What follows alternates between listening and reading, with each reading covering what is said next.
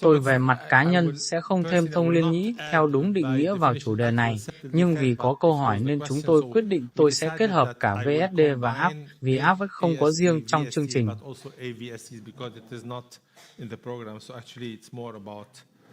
Vì vậy, bài này chủ yếu nói về thông liên thất và kênh nhĩ thất, nhưng tôi sẽ dành vài lời cho thông liên nhĩ.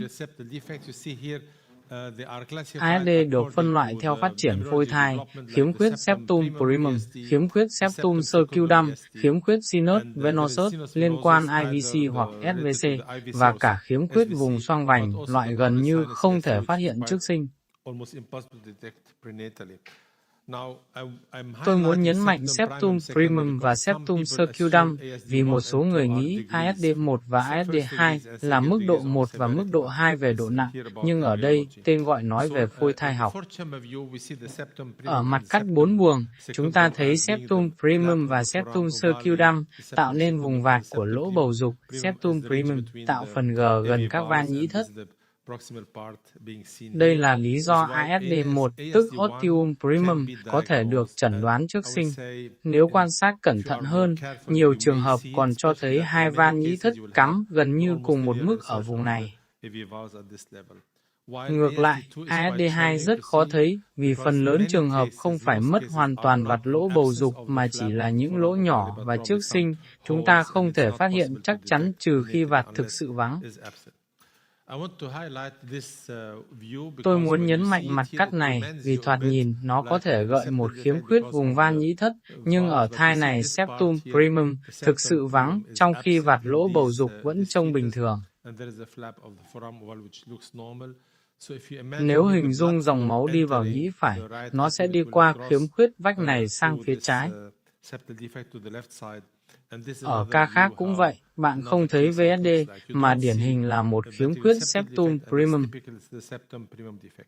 Vùng này có thể làm bạn liên tưởng rất nhiều tới tĩnh mạch chủ trên trái tồn tại, bởi nó cũng tạo cảm giác có một khoảng trống giữa phía trái và phía phải.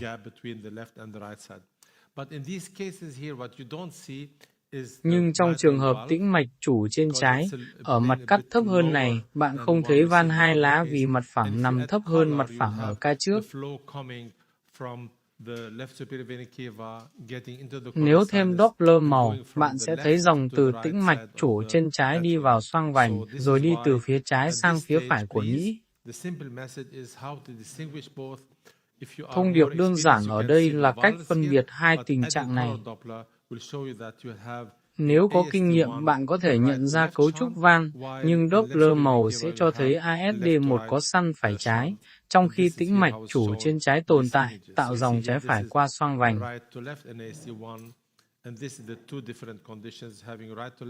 Đây là hai hình ảnh minh họa hai hướng dòng khác nhau đó. Vì vậy, mỗi khi thấy ASD1, hãy dừng lại một giây và kiểm tra mặt cắt ba mạch khí quản xem có mạch thứ tư là tĩnh mạch chủ trên trái hay không. ASD1 cũng nên được coi nghiêm túc về mặt tư vấn di truyền và đề nghị thủ thuật xâm lấn, đặc biệt vì nó có thể liên quan với các lệch bội điển hình. Với ASD2, xin hãy hết sức thận trọng khi chẩn đoán ASD trước sinh. Khi mới bắt đầu làm siêu âm, sau 2 hay 3 tuần không gặp bất thường tim, bạn rất dễ sốt ruột và bắt đầu biến một vạt lỗ bầu dục thành một chẩn đoán. Tôi nghĩ nhiều người biết cảm giác đó vài tuần không có ca bệnh, rồi ta bắt đầu tự tạo coarctation hoặc một bất thường nào đó. Thai minh họa này có vùng hồi lưu phổi bất thường và cuối cùng có ASD2, nhưng nói chung tôi tránh chẩn đoán ASD2 trước sinh. Tôi nói với bệnh nhân rằng lỗ bầu dục giống như một cánh cửa đang mở, ngay cả người thợ mộc giỏi nhất cũng không thể nhìn một cánh cửa đang mở rồi khẳng định sau này nó sẽ đóng kín mà không còn khe. Đó không phải là chẩn đoán mà chúng ta có thể làm tin cậy trước sinh. Tôi đã gặp nhiều thai trông hoàn toàn bình thường, rồi ở lần mang thai sau người mẹ quay lại kể rằng đứa trẻ trước có ASD và thậm chí đã được đóng bằng dù khi xem lại hình thai kỳ, chúng trông giống hệt những thai bình thường khác.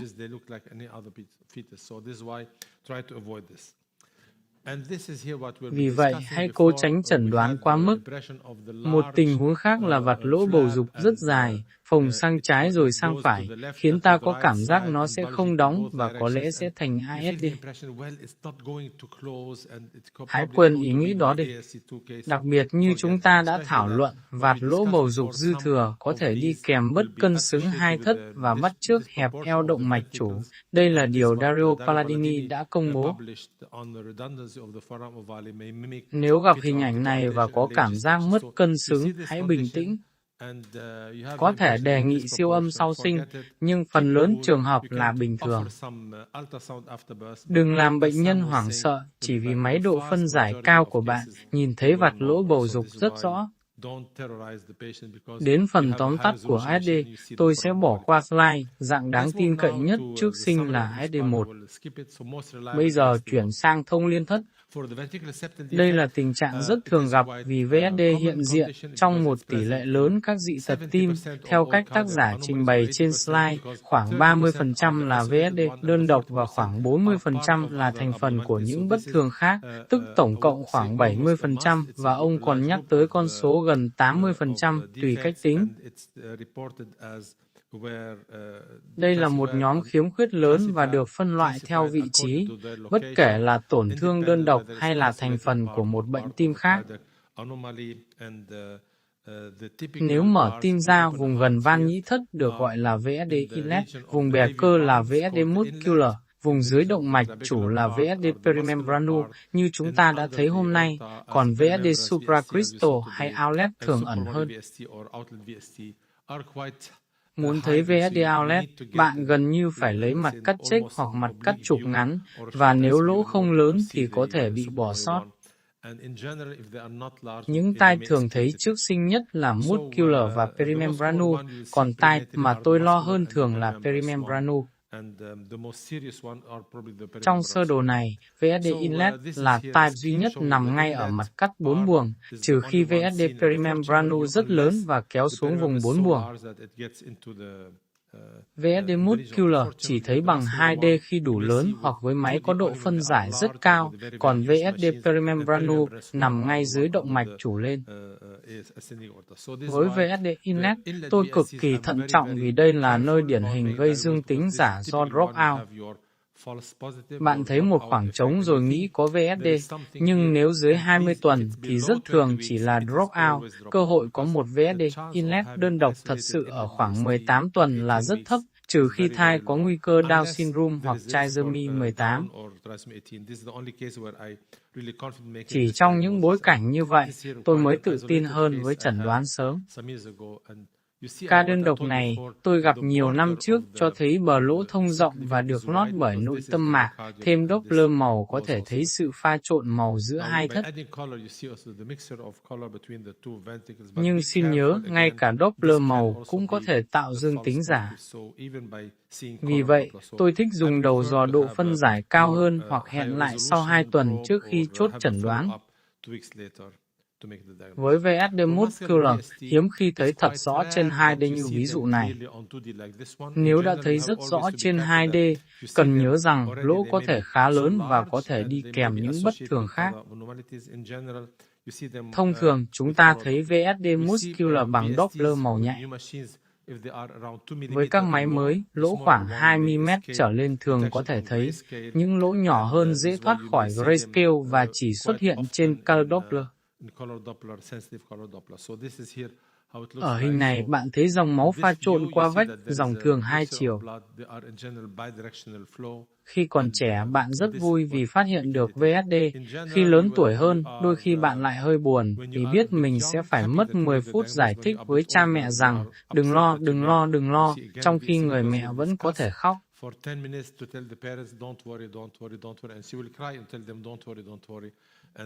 Nhưng việc thấy được các lỗ nhỏ cũng chứng tỏ máy của bạn nhạy. Tôi thường nói với cha mẹ rằng tôi phải báo cho họ vì sau sinh, bác sĩ có thể nghe thấy tiếng thổi. Nhưng đừng lo, phần lớn những trẻ tôi theo dõi không có vấn đề gì đáng kể.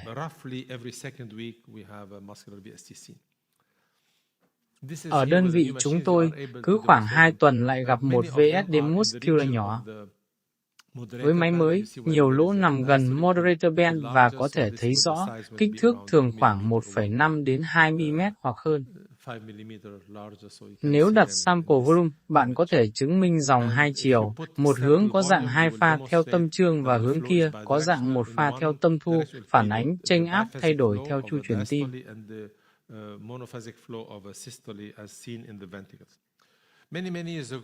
Cuối thập niên 1980 và đầu 1990, chúng tôi từng nghĩ VSD sẽ không săn trong tử cung vì áp lực hai thất gần bằng nhau.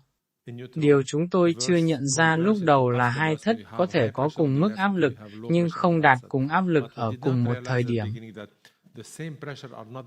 Trong các pha khác nhau của chu chuyển tim vẫn có chênh áp, và điều đó tạo nên săn hai chiều.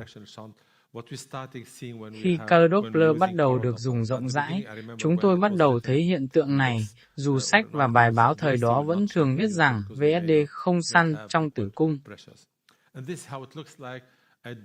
Tôi thường dùng hình ảnh song song cho bệnh nhân. Trên 2D, chúng ta không thấy lỗ, nhưng trên Doppler màu lại thấy.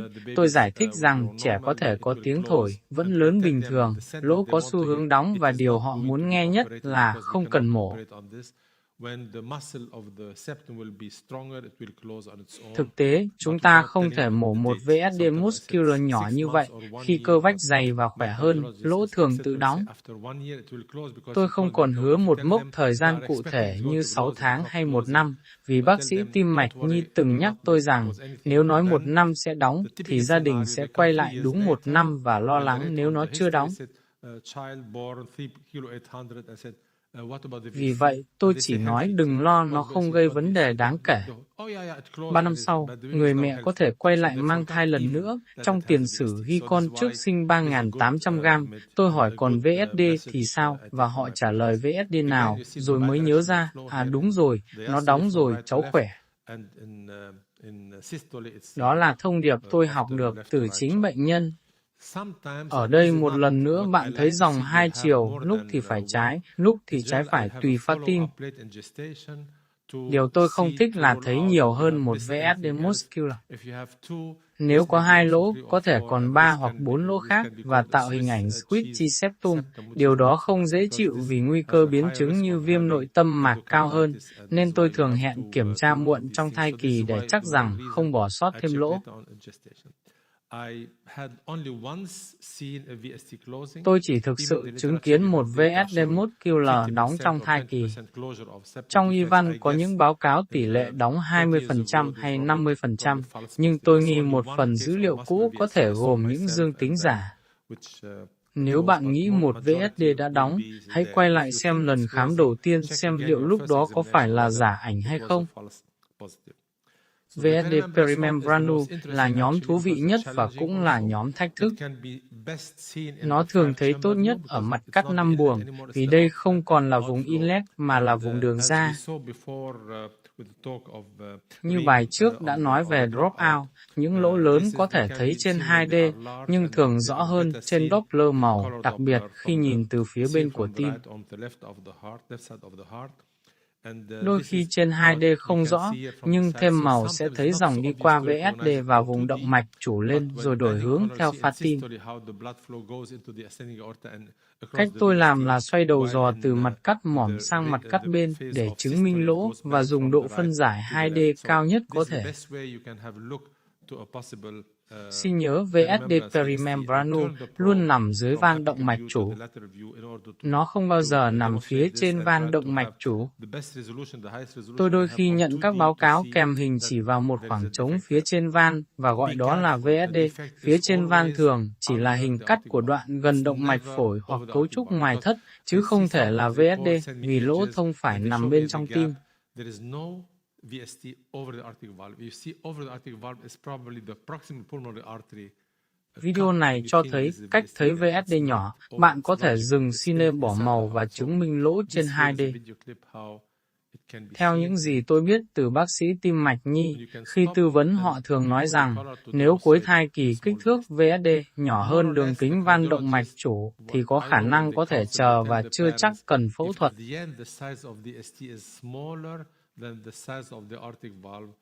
Đó là thông tin hữu ích cho cha mẹ, nhưng sau sinh vẫn phải đánh giá thực tế dòng săn, trái phải và tình trạng quá tải thất phải.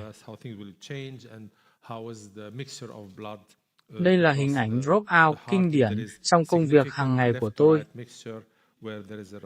Bạn nhìn thấy khoảng trống và tự hỏi, thật hay giả? Thêm Doppler màu có thể không thấy dòng liên tục, xoay đầu dò sang mặt bên lại thấy vách hoàn toàn nguyên vẹn.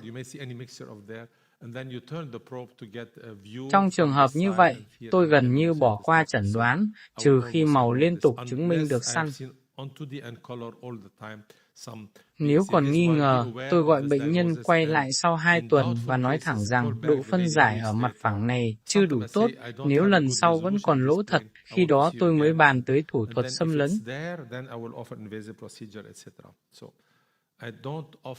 Với VSD muscular đơn độc, tôi không thường quy đề nghị thủ thuật xâm lấn. Một số bệnh nhân vẫn muốn làm và chúng tôi có thể thảo luận, nhưng nhìn chung là không.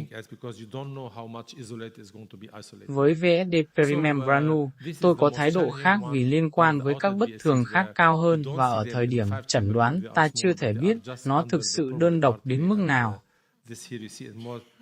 Nhóm khó nhất tiếp theo là VSD outlet, lỗ nhỏ không thấy ở mặt cắt 5 buồng, nằm ngay dưới động mạch phổi và thường cần mặt cắt gần kiểu phẫu thuật hoặc trục ngắn để thấy đường ra động mạch phổi từ thất phải.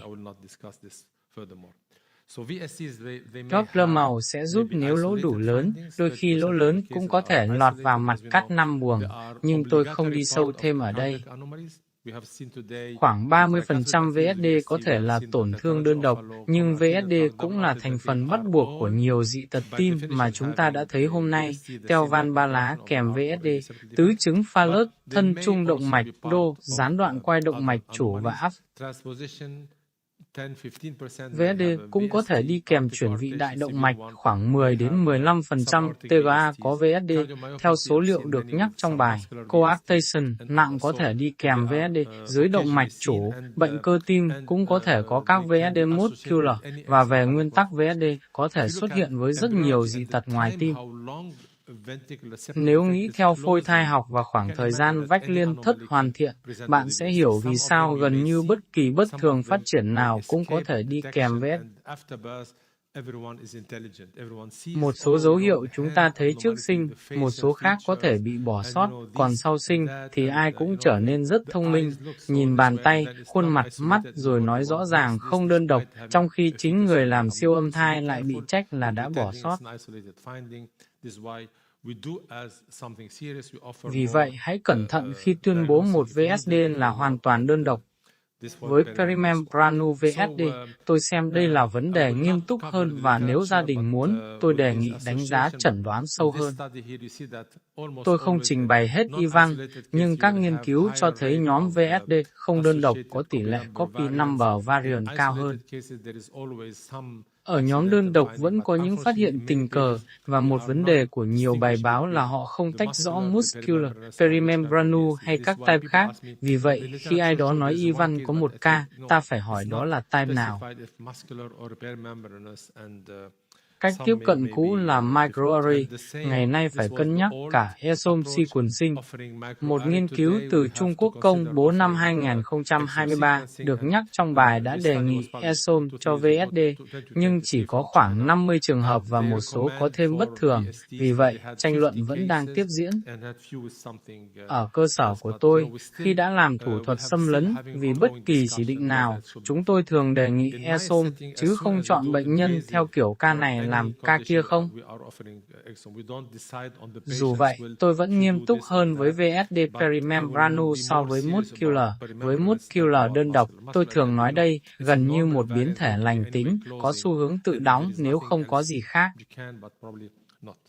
Tôi muốn cho các bạn xem một ca vì đây cũng là một bẫy, và tôi tự kể nó vì chúng ta học từ chính sai sót của mình. Ở lần sàng lọc quý 1, mọi thứ bình thường, độ mờ da gáy khoảng 2,5mm, sinh hóa tốt, nguy cơ thấp và nít bình thường. Siêu âm quý 2 cũng được đọc là hoàn toàn bình thường, nhưng thực ra có một VSD perimembranous nhỏ mà tôi đã không thấy. Nếu lúc đó tôi thấy VSD này, liệu tôi có đề nghị thủ thuật xâm lấn và exome không? Có lẽ các nhà di truyền sẽ không vui với cách tiếp cận đó, nhưng đây là đời thực. Tôi không thấy gì nên rất yên tâm, rồi nhận một cuộc gọi nói bệnh nhân có hydrop hoặc tràn dịch màng phổi và được yêu cầu quay lại. Ở 31 tuần, có tràn dịch màng phổi, nhìn lại tim tôi phát hiện một VSD nhỏ. Tôi vừa ngạc nhiên vừa thất vọng vì đã bỏ sót, nhưng may là hình ảnh trước đó được lưu rất tốt để xem lại.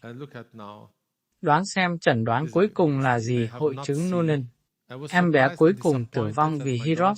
Hãy tưởng tượng nếu ở 22 tuần, chúng ta đề nghị xét nghiệm xâm lấn, nhưng không làm ESOM, rồi 30 tuần mới xuất hiện hydrop. Khi đó lại bắt đầu một cuộc thảo luận khác và người mẹ có thể nói, nếu biết tôi đã sẵn sàng tự trả tiền cho xét nghiệm. Hoặc nếu lúc thấy VSD, ta chỉ nói đừng lo, nó đơn độc, thì vài tuần sau nó không còn là tổn thương đơn độc nữa. Tôi đã xin lỗi bệnh nhân rằng, lúc đó thật sự không thấy thêm bất thường nào. Lần mang thai sau của cô ấy diễn tiến tốt, chúng tôi làm xét nghiệm xâm lấn và loại trừ tình trạng này. Nhưng một ca như vậy sẽ thay đổi cách hành xử của bạn, vì lần sau khi gặp VSD, bạn không muốn lặp lại câu chuyện đó.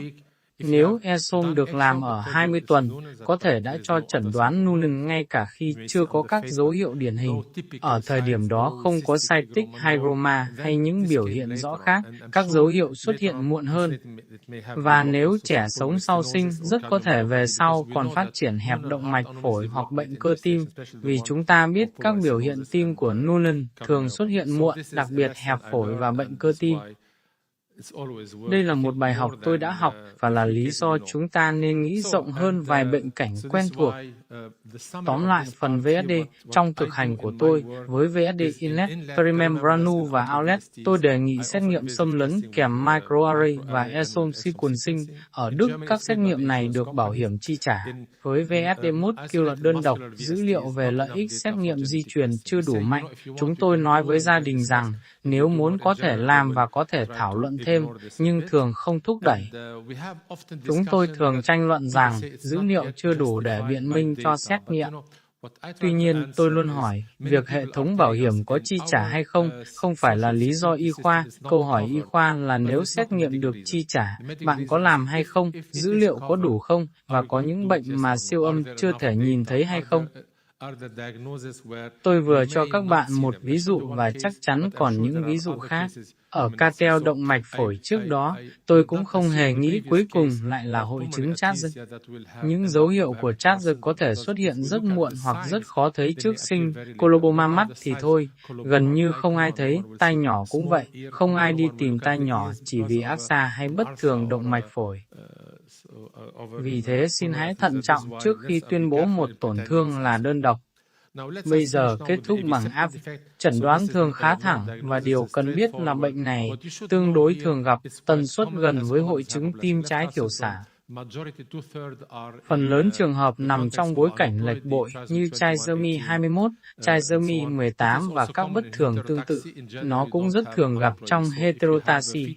Trong heterotaxy thường không phải là lệch bội. Vì vậy, nếu thai có dạ dày bên phải và có AV canal, đừng mặc định đó là Down syndrome hay một trisomy. AVIC có một phổ rộng từ cân bằng tới không cân bằng. Tôi sẽ cho các bạn xem. Ngày nay, phần lớn ca chúng ta phát hiện là những bệnh nhân được gửi tới vì NIP dương tính với Down syndrome, rồi siêu âm tim phát hiện áp. Trước thời NIP, đó có thể là phù vùng gáy, khiến ta đi tìm áp. 20 năm trước, một phụ nữ 40 tuổi đến chọc hối, phát hiện Down syndrome, rồi mới quay lại đánh giá tim. Ở thời kỳ triple test bất thường khiến ta nhìn vào tim rồi thấy AV canal. Vì vậy, AVIC luôn đi cùng Down syndrome qua các thời kỳ khác nhau của sàng lọc. Đây là cách chúng tôi dạy nhìn vào tim. Kích thước tim không nhất thiết lớn, nhưng ở trung tâm có một khoảng trống rất lớn. Thai minh họa may mắn không có bất thường nhiễm sắc thể hay Down syndrome. Người mẹ này sau đó mang thai lần nữa và quay lại gặp tôi. Cô ấy biết ơn vì lần trước tôi đã nói có thể làm NIP nếu muốn, nhưng cô ấy nói dù kết quả thế nào cũng sẽ giữ thai, và vì tôi không thấy bất thường nào khác nên chúng tôi đã có thể tư vấn bình tĩnh. Trong AV căn, điều quan trọng không chỉ là khoảng trống, mà là có một van nhĩ thất trung. Tim bình thường có hai van, van ba lá với ba lá van và van hai lá với hai lá van. Trong áp vích, về mặt hình thái có một van nhĩ thất trung, phẫu thuật sẽ tách hệ van trung này thành hai phía, đồng thời thường phải xử trí khe của thành phần van hai lá. Vì vậy, hãy luôn nhớ từ khóa một van trung. Khi có một van chung, bạn không còn thấy hai mức cắm van khác nhau như ở tim bình thường. Sơ đồ cho thấy 3 thành phần để đi tới chẩn đoán áp vích, khiếm khuyết septum primum, VSD, inlet và van nhĩ thất trung. Trong một ca rất lớn, chẩn đoán rất dễ, nhưng tin tôi đi, những áp vích nhỏ mới thật sự khó. Vì vậy, tôi đặt cạnh nhau một hình tim bình thường với van ba lá và van hai lá ở hai mức khác nhau, rồi ghép kỹ thuật số 1 hình áp vích để các bạn thấy hai van nằm trên cùng một mức.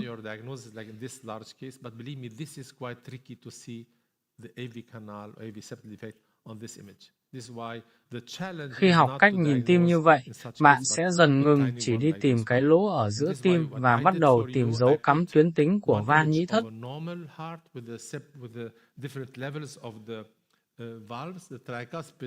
Thông điệp hôm nay của tôi là đừng chỉ tập trung vào khoảng trống, mà theo tôi quan trọng hơn là sự cắm tuyến tính của các van.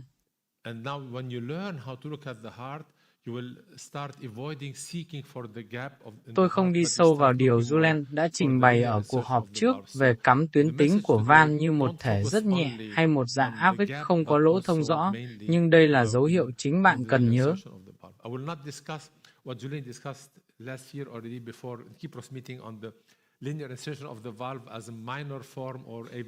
Trong những hình này, bản thân khiếm khuyết có thể gần như không thấy, đôi khi chỉ thấy ASD1 hoặc một lỗ nhỏ khi phóng đại thì tâm trương.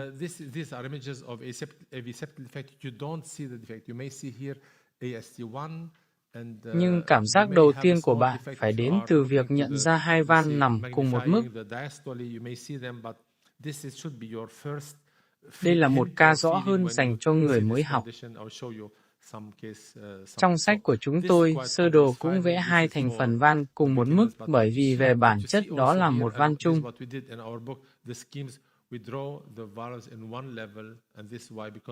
Khi các khoảng trống vách nhỏ hơn, nghịch lý là dấu cắm van cùng mức đôi khi lại càng hữu ích để nhận ra bệnh.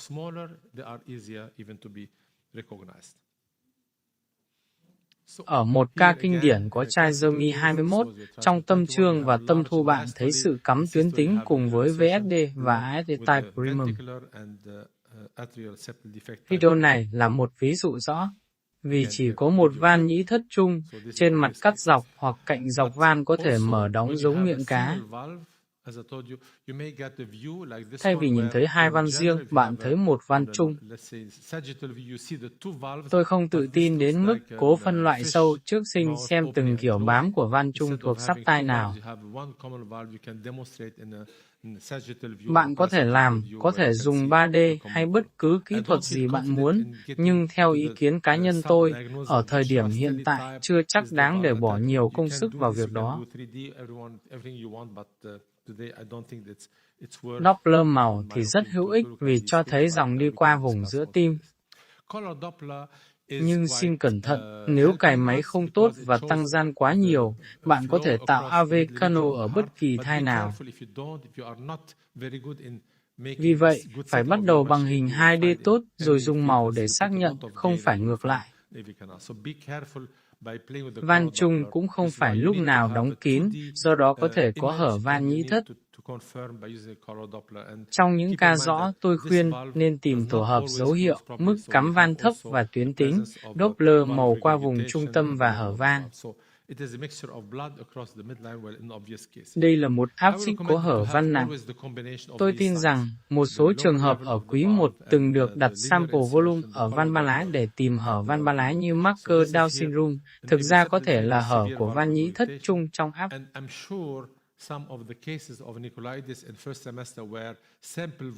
Vì vậy, đôi khi Doppler được dùng để tìm một marker đơn giản lại vô tình phát hiện chính dị tật cấu trúc. Các đặc điểm trisomy 21 có thể khá điển hình mặt phẳng, các đặc điểm khuôn mặt, xương mũi, hình ảnh 3D, tăng trở kháng động mạch rốn và bất thường tim thường là một tổ hợp dấu hiệu.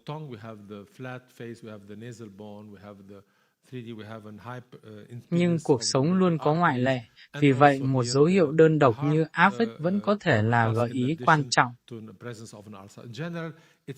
Trong thời đại NIP, nếu thấy AVID mà không có trisomy 21 rõ ràng, hãy đi tìm các tĩnh mạch và hỏi xem đây có phải isomerism hay không, ngay cả khi dạ dày vẫn ở bên trái.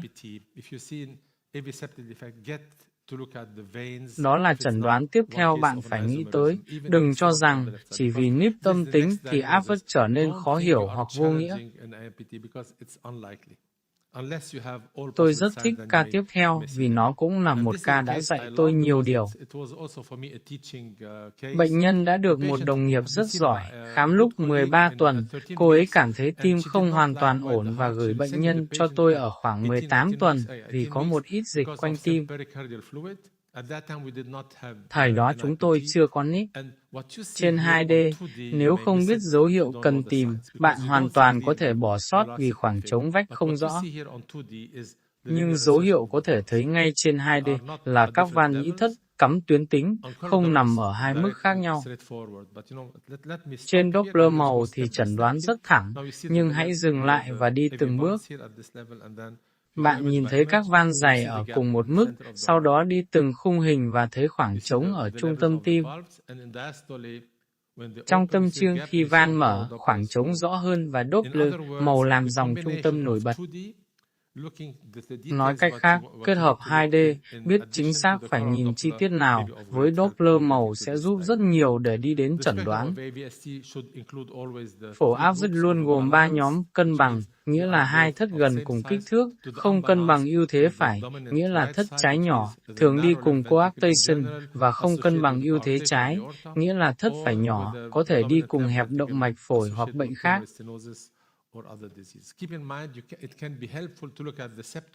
Nhìn hướng của vách liên thất cũng có thể giúp đánh giá sự mất cân bằng. Đây là 3 ví dụ, cân bằng, không cân bằng với thất trái nhỏ và không cân bằng với thất phải nhỏ. Nhìn chung thai Down syndrome thường có AVID cân bằng. Tôi thường nói với các đồng nghiệp trẻ một câu hơi nghịch lý, tin xấu là một quả tim trông cân bằng và đẹp trong AVID thường lại là kiểu điển hình của Down syndrome. Còn những ca không phải Down syndrome thường không cân bằng hơn, nhưng chính sự không cân bằng lại làm phẫu thuật khó hơn. Vì vậy, AVID nào cũng có vấn đề hoặc cân bằng và gợi trisomy 21, hoặc không cân bằng và có thể khó sửa chữa. Ngay cả những ca như vậy có thể kèm coarctation và cuối cùng phải đi theo tuần hoàn một thất, vì một số trường hợp không thể sửa hai thất, đặc biệt khi có straddling của van làm cản trở việc đóng vách hoặc tạo đường sửa chữa thích hợp. Nhiều năm trước, cố Irene Hagen đã công bố một quan sát trên khoảng 300 thai được đánh giá ở London. Khoảng 100 thai có sắp xếp nhĩ bất thường, chủ yếu là isomerism phải hoặc trái. Trong khoảng 200 thai có sắp xếp nhĩ bình thường, tức không có isomerism, khoảng một nửa có karyotype bất thường. Thông điệp thời đó gần như là hoặc bạn có bất thường nhiễm sắc thể, hoặc bạn có isomerism. Ngày nay, chúng ta còn phải tìm thêm nhiều nguyên nhân di truyền khác nên bức tranh phức tạp hơn. Đây là một ví dụ kinh điển. Người mới học rất tự hào vì chẩn đoán AVID kèm một ổ tăng âm và nghĩ ngay tới Down syndrome. Người có kinh nghiệm hơn sẽ nói không, hãy nhìn phía sau tim, có dấu hai mạch.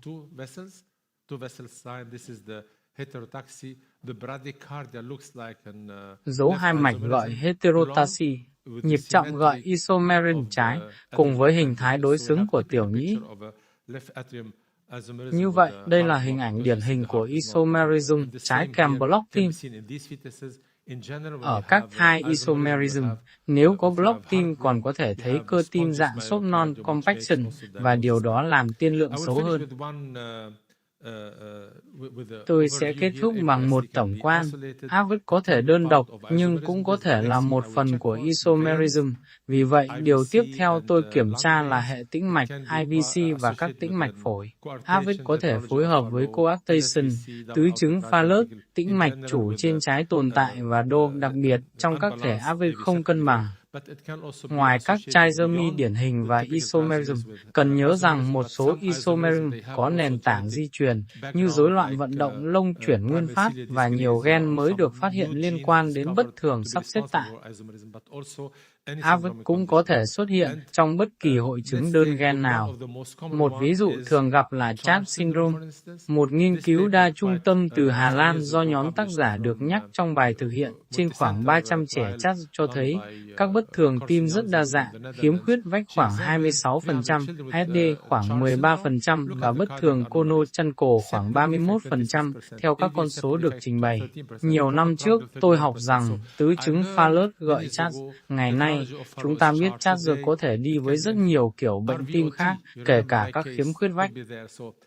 Trước sinh không phải lúc nào cũng thấy được các dấu hiệu của CHAD, đôi khi có tăng độ mờ da gáy, đôi khi có bất thường thận, nhưng nhiều dấu hiệu đặc hiệu rất khó nhận biết trên siêu âm. Tôi chỉ muốn cảnh báo rằng, đặc biệt khi có các khiếm khuyết vách, bất kỳ bất thường tim nào cũng có thể là một phần của bệnh đơn gen. Tôi hy vọng đã cho các bạn một cái nhìn tổng quan về các khiếm khuyết vách, đặc biệt ASD1. Với VSD, hãy tập trung vào các nhóm chúng ta có thể nhận diện: inlet, muscular, perimembranous và outlet. Trong thực hành, type khiến tôi lo nhất là perimembranous vì có thể đi kèm nhiều bất thường tim và phát hiện di truyền hơn, tương tự VSD inlet. Cuối cùng là phổi rất rộng của AVID. Một số người cho rằng AVID thực sự hoàn toàn đơn độc, không kèm bất kỳ bất thường nào khác, là một ngoại lệ rất hiếm. Chúc các bạn may mắn. Đây là hai hình cuối minh họa AVID và VSD muscular. Xin cảm ơn rất nhiều. Vỗ tay.